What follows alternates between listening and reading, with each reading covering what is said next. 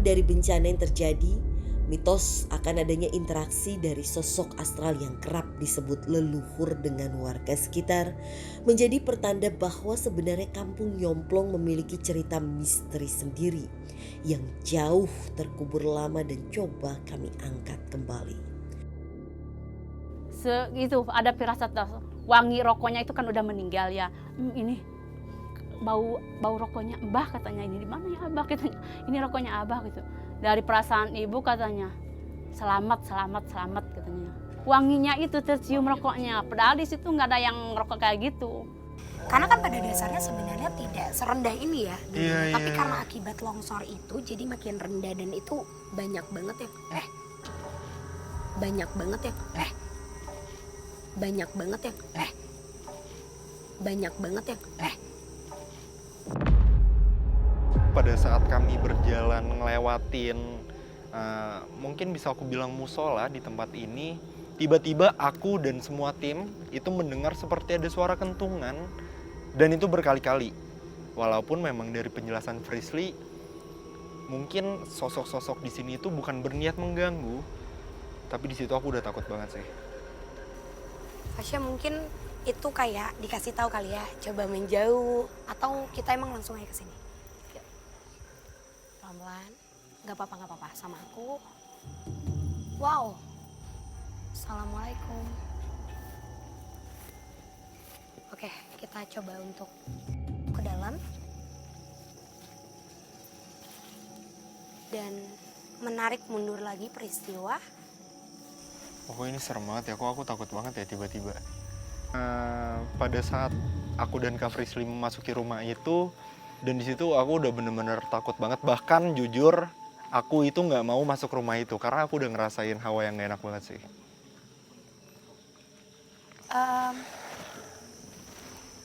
Ada yang ketawa. Aduh. Ada yang ketawa dari belakang, nggak apa-apa.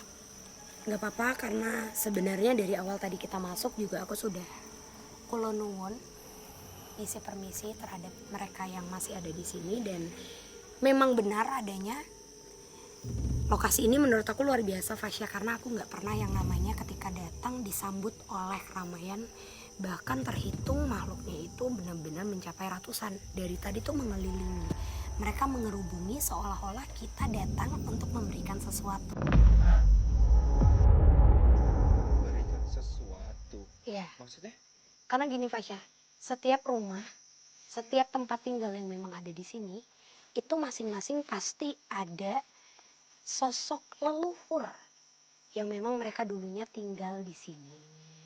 Jadi, sebentar. Oke pemirsa, sekarang sepertinya Kak Frisly sedang mencoba untuk mengkilas balik di tempat ini atau di rumah ini, dulunya itu seperti apa.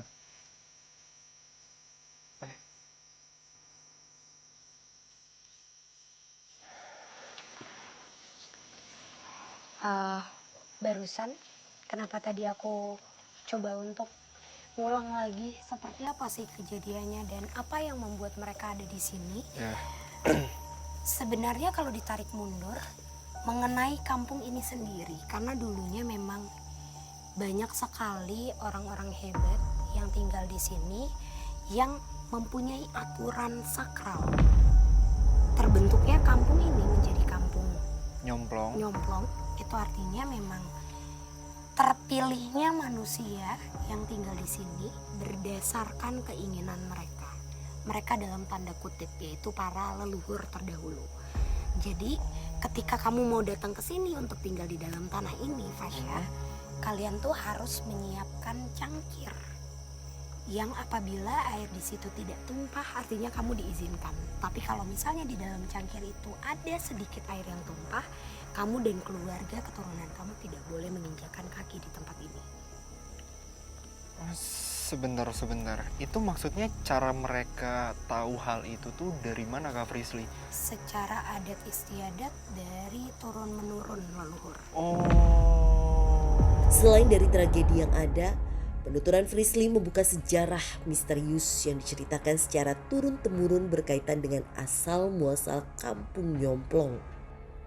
mau dibikin kampung itu naro air secomplong itu, kata kalau boleh, nggak tahu aku juga nggak ngerti ya, menurut denger dari Umi kayak gitu, naro cangkir dikasih air itu secomplong, kalau boleh katanya itu nggak tumpah gitu ya, kalau masih berdiri boleh. Jadi namain itu ya kampung nyomplong. Jadi Fasya, Ya. beberapa pertanda dari para leluhur kalau misalnya amit-amit lagi akan ada seperti hujan besar atau gagal panen sekalipun, itu ada beberapa rumah di sini yang mungkin beberapa rumah diantaranya juga udah benar-benar hancur. Mungkin salah satunya ini pertandanya itu seperti bunyi-bunyian yang, dan itu sama persis sama suara yang pada saat tadi kita menuju ke sini. Sebentar, berarti makhluk atau sosok-sosok di sini tuh membunyikan sesuatu untuk memberikan pertanda, Betul. bukan untuk semata-mata mengganggu berarti. Karena sebenarnya gini Fasya, pada dulunya mereka hidup berdampingan dan sangat amat damai dengan kita, para manusia. Karena memang adat istiadat yang sudah melekat, dan itu memang secara keturunan itu berlangsung sangat baik. Tapi nggak tahu kenapa pas tadi aku coba untuk menarik kilas balik dan berkomunikasi sama sosok yang menutup wajahnya dengan kelambu, kayaknya ada satu hal yang membuat mereka seperti marah. Ada juga satu tempat, mungkin nanti kita explore lagi ke sana. Ada satu rumah di mana sebenarnya rumah itu ditinggali atau tidak itu akan menjadi titik magis. Jadi kayak hal-hal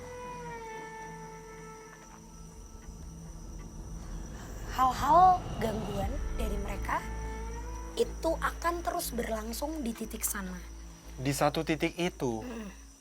Jujur ini aku ngerasa kayak gempa. Aku nggak tahu ini aku lagi dibawa mungkin ke suasananya sebelum terjadinya tanah longsor itu.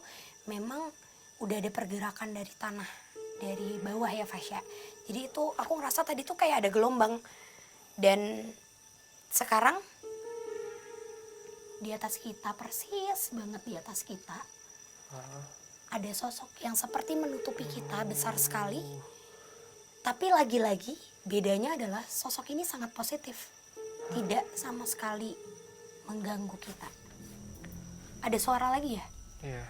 Ada suara lagi gak sih? Gak berarti Kak Frisly memang sosok-sosok yang banyak di tempat ini itu malah sosok positif. Betul. Coba Fasya bawa HT-nya. Ya. Coba dicek ke sana deh, ke tim sana.